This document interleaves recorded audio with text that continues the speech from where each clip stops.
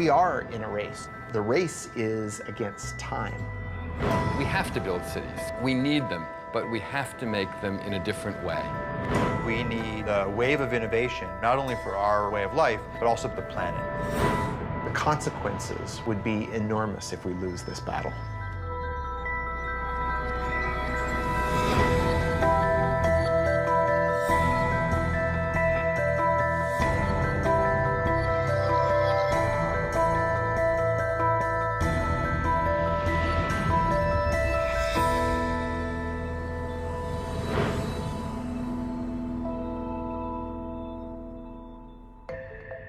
I'm Thomas Getz, executive editor at Wired magazine. At Wired, we look at the innovators and innovations that are changing our world. In the next hour, we'll see 3 stories from acclaimed filmmakers about the future of energy. We'll explore cutting-edge innovations in how we drive, how we live, and in our first story, how we fuel our cars. They are all ideas that promise to shape the path to the world of 2050.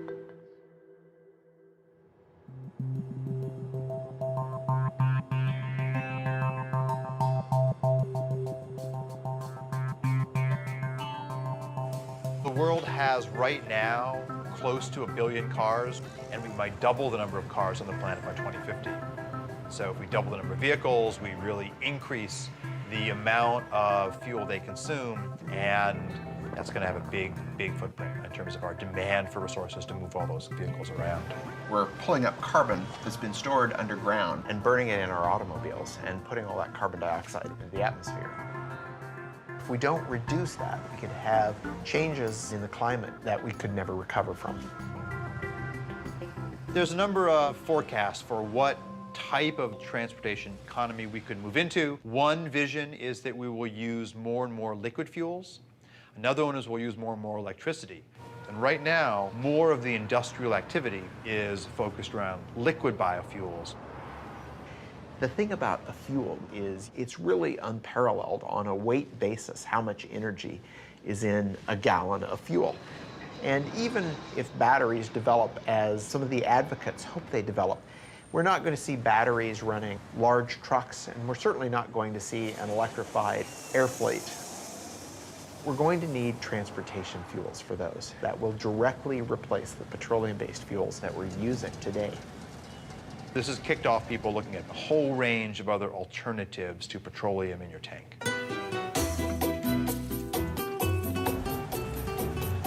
Commercial production of ethanol as fuel started in Brazil in 1975. When we started the ethanol program, nobody talked about reducing emissions. This was not an issue at that time.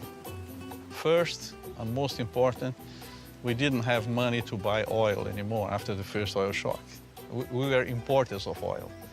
And today, more than 50% of all cars use ethanol instead of gasoline. Brazil made a very conscious choice to try to find a way to reduce their fossil fuel dependence. And they didn't have to look very far because Brazil's climate is ideal for growing sugarcane.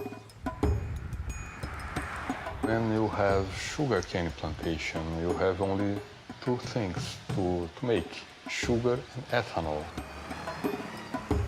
My family has been in sugarcane business since 1955. And about 30 years ago, I thought there is opportunity to make more ethanol. And now we are producing 120,000 cubic meters of ethanol. Brazil today has very close to 400 sugar mills. The overall sales is 30 billion US dollars, and this number is increasing. If you look at how they make ethanol and how efficient the process is, it's really a model for all of us. They grind the plant up, extract the sugar from the cane. The sugar goes into these large fermentation tanks, which combines sugars together with yeast that naturally produces ethanol. They use the rest of the plant to generate heat to distill the ethanol and turn it into fuel. They also use that heat to generate electricity renewably, not putting excess carbon dioxide in the atmosphere. Brazil has gotten to a point today where they're using about 40% less petroleum than they would be otherwise. But Brazil cannot supply the whole world with ethanol because they would have to cut very strongly into food production and into critical natural areas like the Amazon to make that happen. And this really boils down to the fact that there's only so much arable land, and growing fuel for our gas tanks is yet another demand on that landscape. We cannot kid ourselves in thinking that we found a general solution for the world problems. I think we will have to face the world in this way today. We have no oil in very large quantities anymore. We have no coal transformed in a clean way. In the meantime, we have to do the best we can. And the best at the moment is that we can do biofuels. Sugarcane to ethanol is an incredibly efficient process. You get out about 7 times the energy you put into growing the sugarcane. In the US, when we produce ethanol from corn, for every unit of input of energy, we get about the same amount of energy out. So we're really not gaining anything. We need a better process. We don't have to take what nature's given us. We can actually engineer plants and yeast to be more efficient, and that's the basis for a lot of the work that we're doing now. What we need to look at, though, is which of the pathways that come out of this are not only good financially, but those that are also good in sustainability. And this equation is really wide open right now. We are in a race to develop fuels. The race isn't with other countries, the race is against time.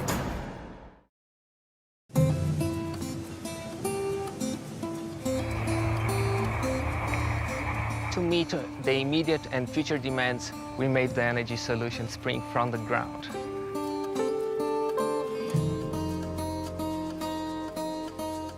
Brazil is the most efficient ethanol-producing country in the world. Sugarcane alcohol from Brazil can reduce the total carbon footprint by up to 70% compared with the gasoline.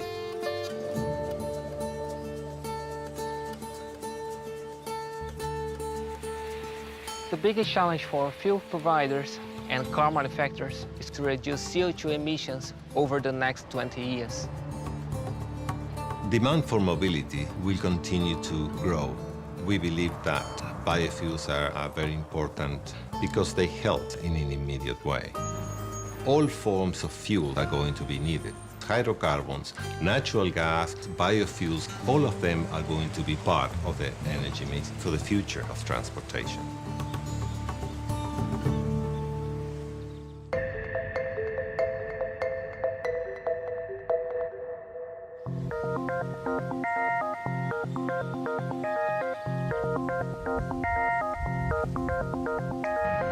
Brazil has been very successful at taking a resource they had and finding the process to make that into ethanol. And people call those first-generation biofuels.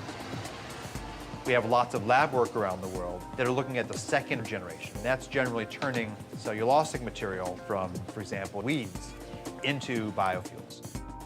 And the United States is very much at the forefront of the innovation part of the equation.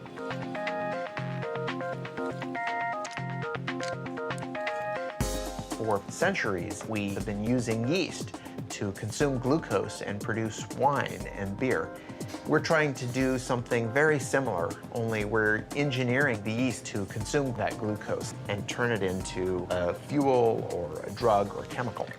We call this synthetic biology. And when I started in this area, many of my colleagues said, "Oh, Jay, this is great work, but where's the application? What are you going to do with these tools? Who cares?" Malaria is an enormous problem. In any one year, 1 million or so people die of the disease, and most of them are children under the age of 5. So we thought this was a great opportunity to engineer yeast to produce an anti-malarial drug called artemisinin.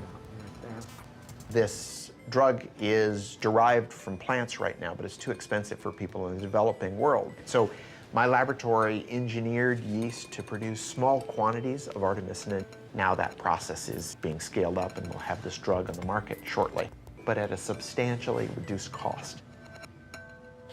It turns out that anti-malarial drug is a hydrocarbon, and it's very similar in many ways to diesel fuel. We thought, gosh, we could turn our attention now to fuels. We could make a few changes in that microbe to turn it into a fuel-producing microbe. If we imagine that glucose is going to be our new petroleum, we need a source for that glucose. And so the crops that we're looking at are crops like switchgrass. This is a native grass. It grows without a lot of water and on marginal lands, but we could turn into energy farms. The challenge, though, is that unlike sugarcane, it's very difficult to get the sugar out of that biomass.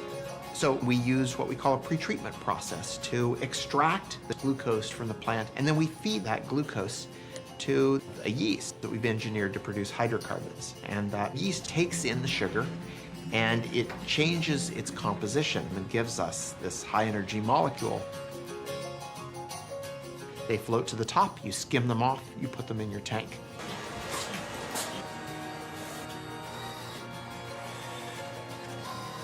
But it takes a lot of work to get from that small test tube all the way up into the million-gallon tank. So we have to give it time, but I think that some of the discoveries that are happening might be applied by the end of the decade.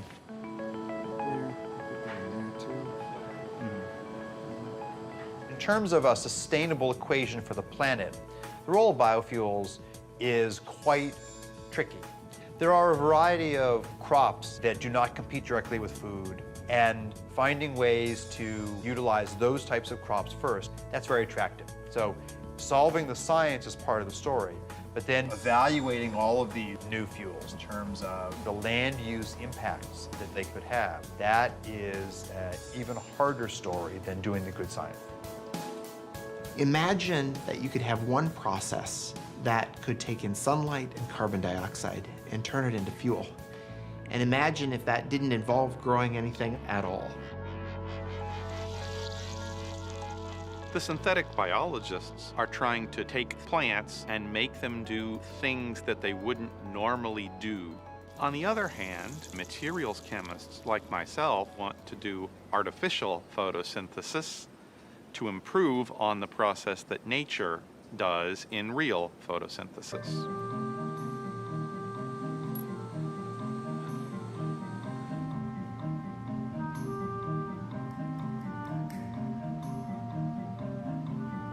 We should follow the blueprint of plants converting sunlight into fuel, but take the approach that it could be much simpler.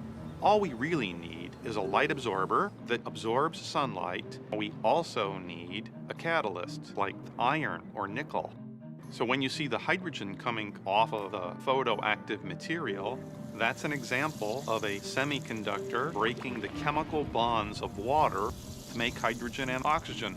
Ultimately, our pieces are going to be contained in something that is easy to roll out like bubble wrap, where in would come sunlight and water.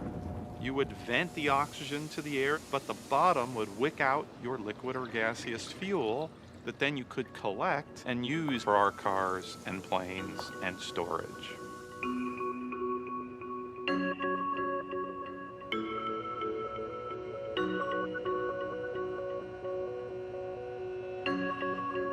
Our goal is within 2 years to have the first artificial photosynthesis solar fuels generator that we can hold in our hands, and then get to scale beyond that time. We're certainly not good at predicting the future, but to me, electric vehicles look like a sustainable option. We've heard proposals about things as far-fetched as nuclear-powered planes, and even some proposals to move freight around with lighter-than-air vehicles. And so, if the future in 2050 does include a fair amount of oil, what it means would be that we haven't deployed as many of these clean technologies as we already know are possible. If you think about how long it's taken for us to build up the petroleum industry, we can't hope to reverse that overnight. It's a huge change in our infrastructure. Yes, we should have been working on it 30 years ago.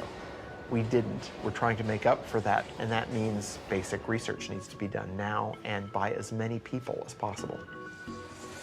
We have a long way to go, but I'm confident that we'll get there.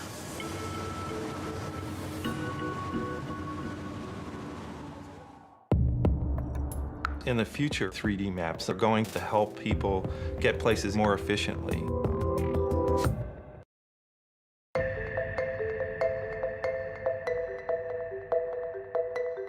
As we just saw, the race to produce cleaner energy is charging ahead. In the meantime, demand for cars continues to climb. By 2050, it's predicted there'll be 2 billion cars on the planet, and fuel consumption will have tripled. To keep pace, we'll have to radically change the way we drive. Here's our next story, Driven by Design.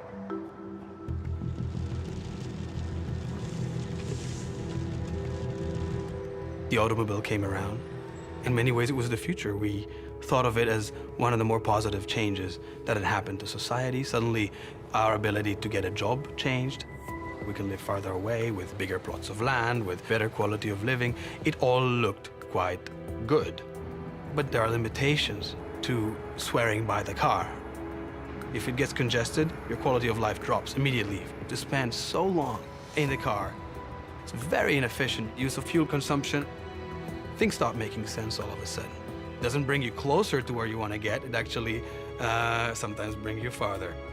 The average American spends nearly 300 hours a year in their car, 38 of them stuck in traffic. Annually, congestion consumes over $1 billion in gasoline in the United States alone. The inefficiency caused by traffic, both financial and personal, is enormous. Dirk Sheehan and Carmen White's story is not that unusual today. Dirk works an hour and a half away in Warrenville, Illinois. Generally, he wouldn't leave work until 6 or 6:30, and I would say a usual time for him to get home is around 8. Not bad? Usually when I wake up, I'm the only one up. Sometimes the kids wake up with my routine. More often than not, I don't see them in the morning. I think about my commute when I wake up. I check the traffic report, see if there's any delays. The worst case scenario, it takes me 2 hours to get to work. We are already so limited in the amount of time he can spend with the kids. And our expenses are crazy high. We are spending $400 a month on gas. It takes away from our food budget, and we never paid for gas like that before, ever. There's technology that would allow me to spend less time in the car, spend less money on gas, and spend more time at home. I'd be all for that. The cost of traffic is people's time, it's fuel wasted, it's an emotional toll, it's a frustration. Utilizing the roads more intelligently is a much more efficient approach to the inability to have supply keep up with traffic demand. If you took a satellite picture of the highway, you can see that there's actually a lot of open space. And if we had the technology for cars to drive more closely but safely, then you could increase the utilization of the road network. What this means is that to be more efficient, to use less fuel, we need to see the road differently. We need cars that can navigate through the urban landscape in a radically different way.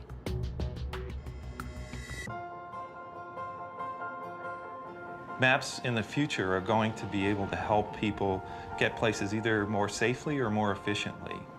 Today, it just helps you get from point A to point B. But what if I want to get someplace and use the least amount of fuel possible?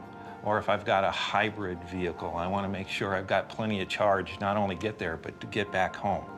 So information that is going to help people achieve the more efficient or the safer route is more detailed information about the road than a lot of people realize is possible to collect today. Here in Chicago, Nokia's Location and Commerce Unit is developing the next generation of mapping. LiDAR, sonar, 360-degree video, all are components of what Nokia calls digital mapping. We use 64 lasers that rotate and they collect data in a 3D way about the world. It creates what we call a point cloud of information. That point cloud allows us to measure distances then between the points that we collect. That system combined with the cameras with higher precision location detection through inertial measurement units, that whole data system allows us to collect 1.3 million points of data per second. Probably within 2 to 3 years, you're going to see 3D maps that are going to integrate the traffic information into your routing to help you understand. If I've got 5 different routes to take, which one is the most efficient today, given the way the stoplights are running, given the way traffic is running? All of those factors are going to be taken into consideration to make sure I've got the best route. But better mapping that can integrate topography, infrastructure, and density is only part of the answer. Another key to improving transport efficiency is building cars that drive themselves. Autonomous vehicle technology has a tremendous potential to improve efficiency of our road infrastructure. By removing humans from the equation, we eliminate all the things we do wrong behind the wheel. Speeding, changing lanes too often, merging haphazardly. And by marrying autonomous vehicles with sophisticated 3D maps, we can make driving safer and more energy efficient. That next generation vehicle is being built right now by the Swedish trucking company, Scania. The solution, as you see it, is that the vehicles can utilize intelligent maps, three-dimensional maps with traffic information. The vehicles will be intelligent and communicate with each other. They will talk to each other, they will talk to the infrastructure. And we will see completely autonomous driven vehicles.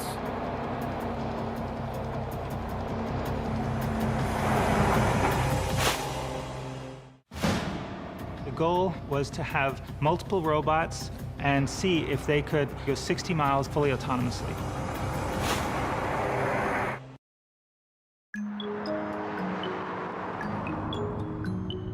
My name's Helen Taylor. My husband John and I, we're very passionate about fuel economy. Yeah, it's great to break world records, but that's not the be-all and end-all now. It's more important to educate people. Together we're showing drivers around the world simple techniques to improve their fuel efficiency. We run these education programs, get people on the road with us, and we finally tweak their driving techniques. Things like just checking your tyre pressures before you even get into your car. For every 1 PSI your tyres are underinflated, you're wasting 3% of your fuel efficiency. And the difference between 65 and 75 miles per hour, there's a saving of 23%. When you talk to the general public, they're very surprised that an energy company like Shell is trying to educate people how to save money, how to reduce CO2 emissions. And here we have Shell sending us around the world to do that. You always hope when you're on this planet that you can make a real difference in people's lives. When you get emails from people saying, I've saved this amount of money this year, now I can put food on the table, then you know you are really making a difference.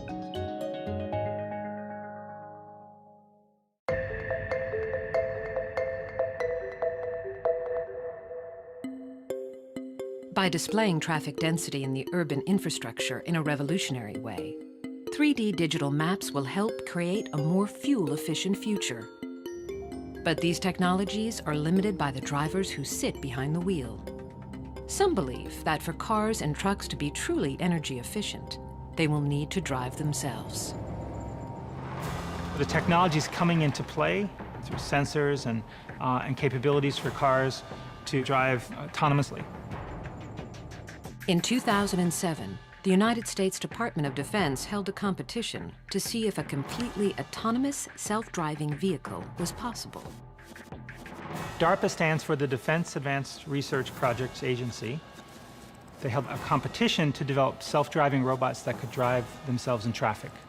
The goal was to have multiple robots, turn them loose on a course, and see if they could go 60 miles in 6 hours fully autonomously. Driving may be one of the most complex things we do every day. Drivers make dozens of decisions at any given moment. One study found that drivers were exposed to over 1,300 items of information per minute. We make so many decisions when we're driving without even thinking about it. So in creating our vehicle, a great component of the enterprise was developing software to handle lots of sensors, feeding lots of data, and generating a bunch of potential paths that the vehicle might follow. And even though the robot doesn't have the ability to predict the future, by using this fast random path generation, the robot could anticipate a potential accident and choose a path to avoid it, because it's always thinking about what things could the car do next. No one expects millions of cars driving themselves anytime soon. But there is a place where self-navigating technologies are being optimized to create the vehicle of the future. We are on the Scania test track outside Stockholm, where we have basically, it looks like a highway, but it's a separate test track where we conduct our own experiments. Scania, the Swedish trucking company, has recently begun testing its next generation of long-haul truck. Utilizing radar, sonar, and intelligent mapping, they've been able to drastically reduce fuel consumption. We have this example with platooning, where we make use of the reduction in air resistance or air drag that you get from driving close to each other with heavy-duty vehicles. And in order to control this, you need to know where the other vehicles are, where their position, their velocity, their actions in the near future. And to be very close to the vehicle ahead of you requires that you have very accurate control. If you look at robotics broadly, there's a wonderful set of research on people looking at schooling of fish and trying to develop the ability for robots to work together like that. So there are wonderful examples from nature of how cooperation can lead to more efficient resource utilization. You can see it when people are competing in Tour de France. They platoon to reduce air drag. They are not bicycling behind each other that close because it's fun. Or because they are racing. It is because they are reducing air drag, sitting behind the man who is leading. A truck traveling 55 miles per hour expends half its energy just to move the air around it. At 65 miles per hour, that number jumps to almost 2/3. Even if platooning can reduce the energy used by 10%, the savings would be substantial. If a vehicle in front of another vehicle wants to brake, it immediately sends out the brake message to the other vehicles. So they actually brake at the same time. The way we do this is we have an automated system. So now, for instance, if I take my feet off the acceleration pedal and turn the system on, the velocity is automatically governed by getting information from the vehicle ahead through its wireless system. We want these vehicles to maintain a short relative distance. So through this system, we can reduce the fuel consumption by utilizing the air drag reduction by 10%. And 10% would mean you will be able to save approximately 8,000 euros per single heavy-duty vehicle per year.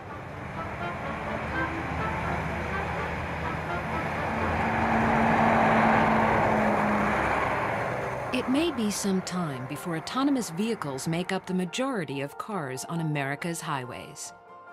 Nevertheless, some of these technologies are already making their way into our lives. Now, this polar baby wants to sleep. Do you get to pick up books every day, or is it just something that... I get to pick out books sometimes. Okay. When we look toward the future, the systems will absolutely make it safer and more efficient and less costly for you, and also make your life easier because you're spending less time on the roads. The city begins to talk, begins to tell you where is there congestion, what's going on in different areas of town. Suddenly, the car becomes a part of a much bigger ecosystem. We can look at how cars interact with other cars, how car interacts with infrastructure, and us, the drivers, can start to make smart decisions about how to move around. Suddenly, mobility becomes a whole other thing. No matter how much money they have, no matter how much oil they have, everybody has to go in a different direction.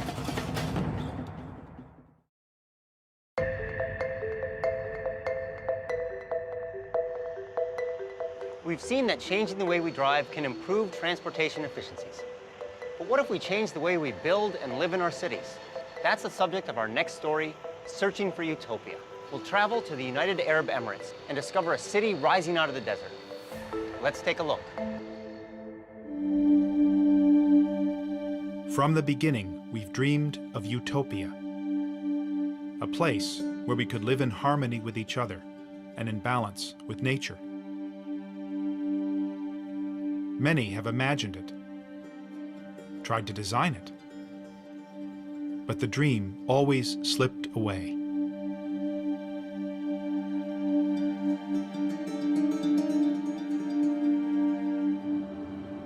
Then I heard they were building a new city called Masdar, near Abu Dhabi, in the Arabian desert. It sounded like an unlikely place for utopia, and I wanted to see it.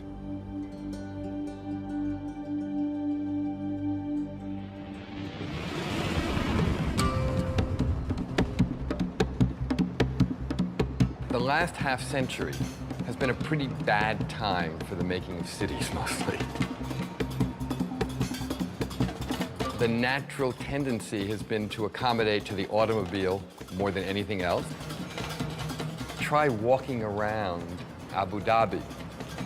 It's impossible. You have to take a car everywhere. Dubai, the same thing. They are among the least pedestrian-friendly places in the world. They are not green by any other measure either. And these are not easy things to fix. Masdar is still under construction, and it doesn't look like much from the highway. But they claim it's going to redefine the way cities are designed, built, and powered. Masdar City in Abu Dhabi will be the city of the future and the role model for the world. Once you see what they've envisioned for this utopian city, it's very impressive. It's carbon neutral, pedestrian friendly, and powered by renewable energies. But I do notice we're going to have to change our relationship with cars. Welcome to Masdar City. أهلا بكم في مدينة مصدر. We are driving in the bowels of Masdar City in an electric transportation system. It's slightly unnerving to sit in this for the first time. And where are we going? The first big move the architects at Foster & Partners made was to put all transportation underneath the city, leaving the streets of Masdar totally free of cars. The place reminded me of a medieval city, and actually, many design elements are adapted from ancient Arabic towns and villages. It's all about looking back into history to move forward. There's some very, very simple ideas that have a huge impact. This is a pedestrian zone, there's no cars here. This has enabled us to push our streets together to take the advantage of the shade, channel the cooling breezes through. The whole scale here is based on the human being, it's not based on the motor car. As soon as you lift up the pedestrian plane by 7 meters, you've suddenly captured this breeze. What you can see here in the balcony is we've got a modern interpretation of an ancient Arabic screen. What we must avoid is direct sunlight hitting any piece of glass. As soon as the sun hits the glass, the heat's transferred into the building and we have to use more energy to cool it down. Can this really make all that much of a difference? Yeah, absolutely. For example, downtown Abu Dhabi, 60-meter wide streets, black asphalt, mirrored, reflective buildings, no relief from the sun. On a day in September, the air temperature in both places was 39 degrees. In Abu Dhabi, the temperature measured at the asphalt was 57 degrees.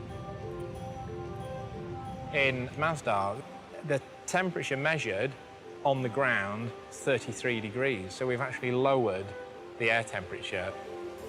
We're trying to do as much as possible with as little as possible. These simple design moves cut air conditioning needs by 60%. But this place is also technically very sophisticated. The roof panels not only provide shade, they also generate electricity. And the walls themselves are made of glass-reinforced concrete, literally sand taken from the desert. Everything here is geared towards maximizing energy efficiency. Masdar does represent a whole different value system. It represents an acknowledgement that eventually everybody has to go in a different kind of direction, no matter how much money they have, no matter how much oil they have, no matter anything else. All of the cities here in this part of the world have come out of nowhere. There was nothing here not so long ago, except small settlements in the desert. And then all of this oil and all of this money, and suddenly, you know, wham, these cities started popping up. But they sprung up in a false love of a Western model that was already out of date. The model of the late 20th century automobile-based, energy-hogging city.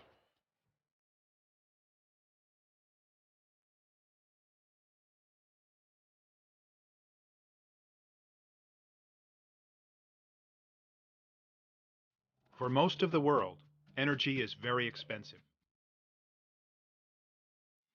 But the United Arab Emirates is sitting on 10% of the world's oil. And energy is cheap.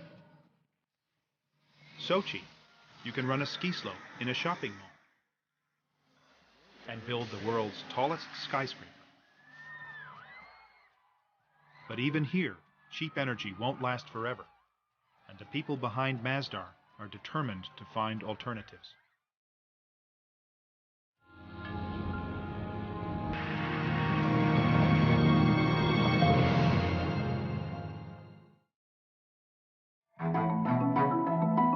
One of the most crucial aspects of our energy modelling and scenario quantification is how much energy in total is the world going to use in 2050.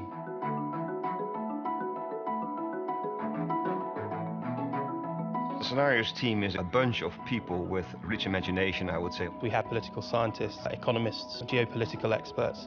Really, we try to simplify the complexity all around us. We in the scenarios team are currently putting a lot of attention into cities and city development.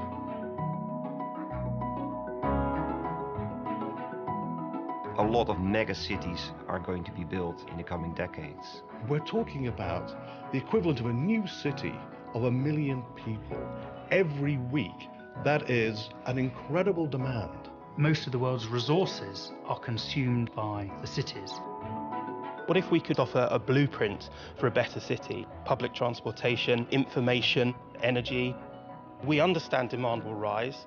We understand that current supplies will struggle to keep pace. So we have to, of course, find ways of bridging the gap between the demand and the supply. Decisions that we take now are going to have a major impact on decades to come.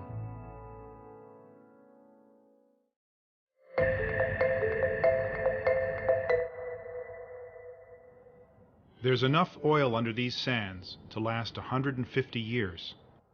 But fundamental to the Masdar ideal is getting energy from renewable sources, from geothermal and wind, and most of all, from a source they have in abundance in the desert, the sun.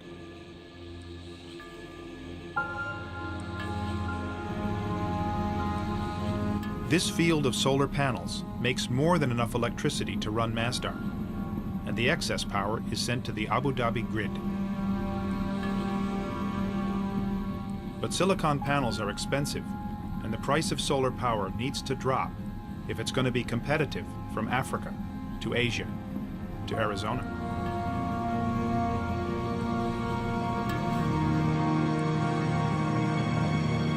In the future, Masdar hopes to get energy from this prototype called the solar beam down. Using highly reflective mirrors, the solar beam down may generate power more cheaply and ecologically than silicon panels.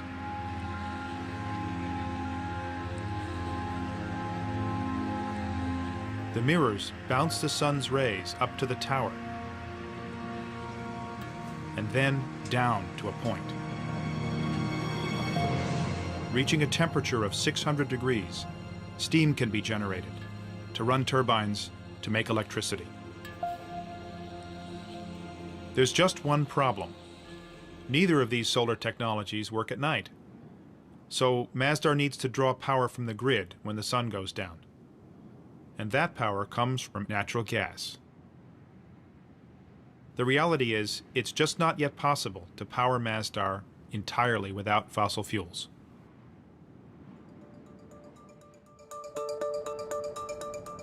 The great challenge with Masdar will be, how do you make it a place that will not be just this ideal city that no other place could actually aspire to because it doesn't seem real?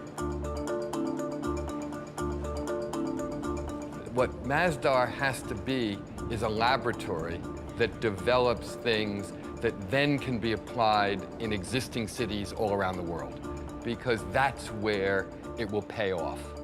There's no payoff if it's just about itself.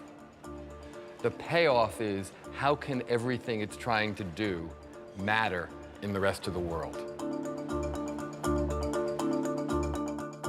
Right now, there's only a store, 2 restaurants, a bank, and a few hundred students living here.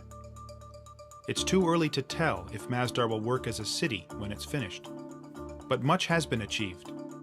They are carbon neutral and largely powered by renewable energies. Solutions here won't work everywhere, though. Many cities are in cold climates, and cooling is not their energy problem. They need to let sunlight in, not keep it out. Cities like Los Angeles or Houston are built around cars. Can Masdar's lessons be applied to them? Still, it's a step in the right direction, and it's impressive that this step is being taken by a country that doesn't need to take it. I met a guy who said actually they did need to take it. He took me to the desert to explain. God says, وَعَرَضْنَا الْأَمَانَةَ عَلَى السَّمَاوَاتِ وَالْأَرْضِ وَالْجِبَالِ.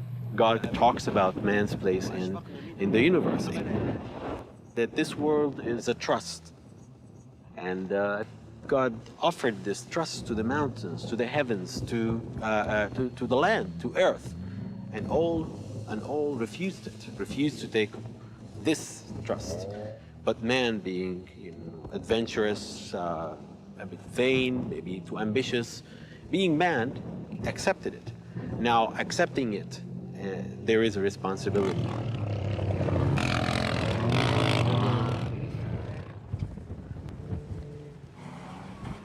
Taking responsibility isn't always easy. Utopia may be unattainable, but we must reach for it. And Masdar does give us a clue to what cities will be like in the future. They may not look quite like Masdar, but they will be shaped by the same concerns, by energy, where it comes from, and how it's used. The way we've been building cities lately is unsustainable. We can't go on building them that way. But to say that we can't build cities the way we have been building them doesn't mean we can't build cities in the future. In fact, we have to build cities. Cities are the essential statement of human civilization. So we will continue to make them. But we have to make them in a different way.